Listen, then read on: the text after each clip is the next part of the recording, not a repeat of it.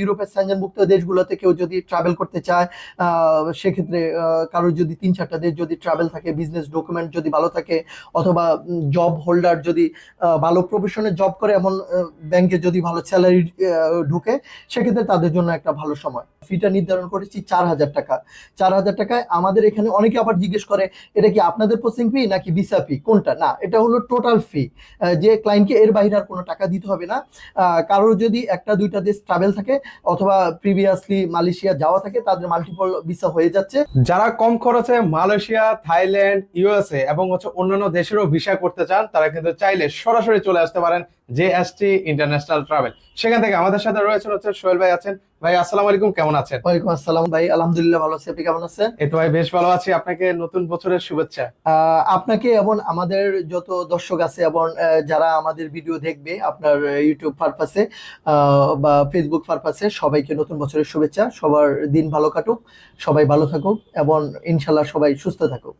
আচ্ছা, নতুন বছর উপলক্ষে আপনাদের এখানে কি অফার চলছে? নতুন বছর উপলক্ষে শুধুমাত্র জানুয়ারি মাসের জন্য আমাদের একটা স্পেশাল অফার আছে, যেটা আসলে নর্মালি এই অফারটা আসলে দেওয়ার সুযোগ খুব কম থাকে। কারণ মালয়েশিয়া ভিসা প্রসেসিং ফি মোটামুটি সবাই জানে কত টাকা লাগে ভিসা ফিটা। তো সেই হিসেব করে আমরা ফিটা নির্ধারণ করেছি 4,000 টাকা। 4,000 টাকায় আমাদের এখানে অনেকে আবার জিজ্ঞেস করে, এটা কি আপনাদের প্রসেসিং ফি নাকি ভিসা ফি, কোনটা? না, এটা হলো টোটাল ফি, যে ক্লায়েন্টকে এর বাইরে আর কোনো টাকা দিতে হবে না। কারোর যদি 1-2টা দেশ ট্রাভেল থাকে অথবা প্রিভিয়াসলি মালয়েশিয়া যাওয়া থাকে, তাদের মাল্টিপল ভিসা হয়ে যাচ্ছে। আর কারো যদি একদম ফ্রেশ হয় অথবা একটা দেশ ভিজিট থাকে, তাদেরও মাল্টিপল হচ্ছে, বাট খুব মাঝে মাঝে আবার সিঙ্গেল হচ্ছে। তো অনেকে আবার জিজ্ঞেস করে, ভাই মাল্টিপলটার কি আলাদা রেট? আমরা না, মাল্টিপল এবং সিঙ্গেল দুইটার জন্যই আমাদের সেম রেট। এটা আসলে একদম স্পেশাল, এর চাইতে স্পেশাল দেওয়ার আসলে কোনো সুযোগ কারোরে নাই। আরেকটা হলো আমাদের থাইল্যান্ডের জন্য। থাইল্যান্ডের আমাদের ভিসা ফিটা আমাদের 6,500 টাকা ছিল, সেটাকে আমরা ডিসকাউন্ট করে আমরা 5,800 টাকা নিয়ে এসেছি। এটা শুধুমাত্র জানুয়ারি মাসের জন্য, নতুন বছর উপলক্ষে একটা স্পেশাল একটা অফার। মানুষকে আসলে উৎসাহিত করা, যে ট্রাভেল করার জন্য, ট্রাভেল করলে মানুষের মন ভালো থাকে। নতুন বছর উপলক্ষে আমাদের অনেক ব্যাংকার ভাই আছে, তারা এখন ডিসেম্বরের একটা সুযোগ ছুটি পেয়েছে। অনেকে বাচ্চাদের নতুন করে স্কুলে যাবে, এখন একটু পড়ার একটু চাপ কম, সেই হিসাবে অনেকের সবারই একটু প্রেশার কম। যারা ব্যাংকার আছে তাদের জানুয়ারির দিকে প্রেশার একটু কম থাকে, যারা চাকরিজীবী তাদেরও একটু প্রেশার কম থাকে, যারা অনেক ফিমেল পার্সন আছে তাদের বাচ্চাদের পড়া নিয়ে অনেক বিজি থাকতে হয় সবসময়, জানুয়ারি মাসে তাদেরও প্রেশারটা একটু কম থাকে। আচ্ছা নরমালি ডিসেম্বর বা জুন জুলাইয়ের পর থেকে প্রেশারটা অনেক বেড়ে যায়। তো সবার কথা চিন্তা করে আমাদের এই স্পেশাল অফারটা থাইল্যান্ড এবং মালয়েশিয়ার জন্য। আচ্ছা ভাইয়া, সামনে যেতে হচ্ছে ফিফা ওয়ার্ল্ড কাপ, অনেকে তো আসলে ইউএসএ যেতে চায়, তো আপনাদের মাধ্যমে কি যাওয়া যাবে? আমাদের মাধ্যমে যাওয়া যাবে বিষয়টা ভুল, আমাদের মাধ্যমে প্রসেস করানো যাবে। ইউএস এর ভিসা করে দেওয়ার ক্ষমতা আসলে কারো নাই, সবাই অনেকেই প্রসেস করে দিতে পারবে। হয়তো প্রসেসিংটা এক একজনের এক এক রকম হবে। যারা যত বেশি এক্সপার্ট, তারা ফাইলটাকে তত বেশি সুন্দরভাবে গোছাতে পারবে। তো আমার অফিসটা হলো ইউএস এম্বাসির খুব কাছেই, সেক্ষেত্রে আমার অনেক ইনফরমেশন নেওয়ার সুযোগ আছে এম্বাসির বাইরে থেকে। সেক্ষেত্রে আমরা সব সময় আপডেট থাকার চেষ্টা করি, আমাদের ক্লায়েন্ট পারপাস অথবা আমাদের অন্যান্য বিভিন্ন সোর্সিং এ আমরা আপডেট গুলা নেওয়ার চেষ্টা করি। সেটা এরকম, সবসময় ভিসার ইস্যু কিন্তু একরকম থাকে না।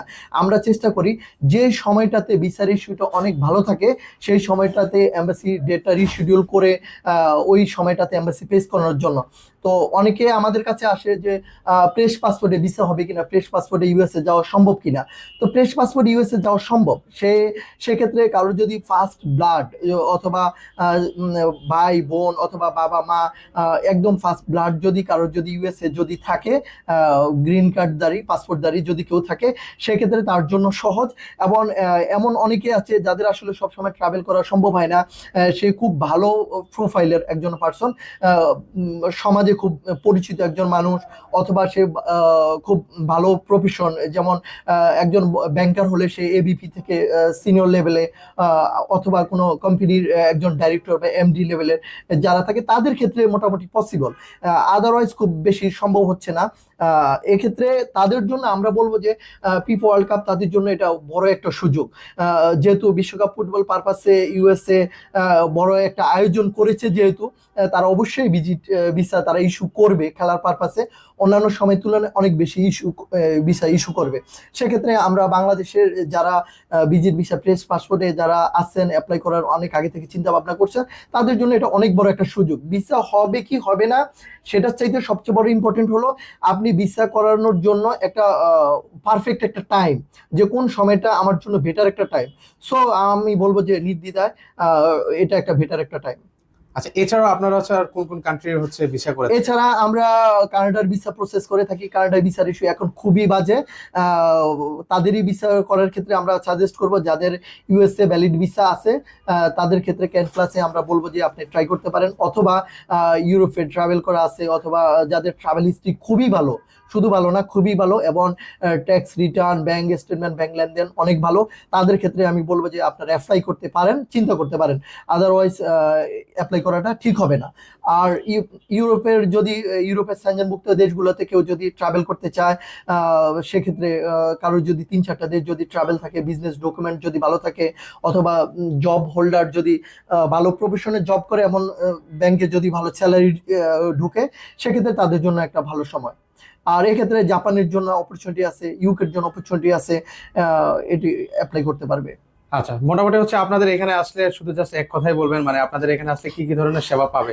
কি কি ধরনের সেবা পাবে, আসলে চাইলে সবাইকে সেবা দেওয়া সম্ভব হয় না। আমরা আসলে সব ধরনের ফাইল সবাইকে আমরা সবকিছু আমরা ফাইল অ্যালাউ করি না। কেন করি না আপনি বলবেন কি এমন কি যে অ্যালাউ করবেন না? না, বিষয়টা এরকম না।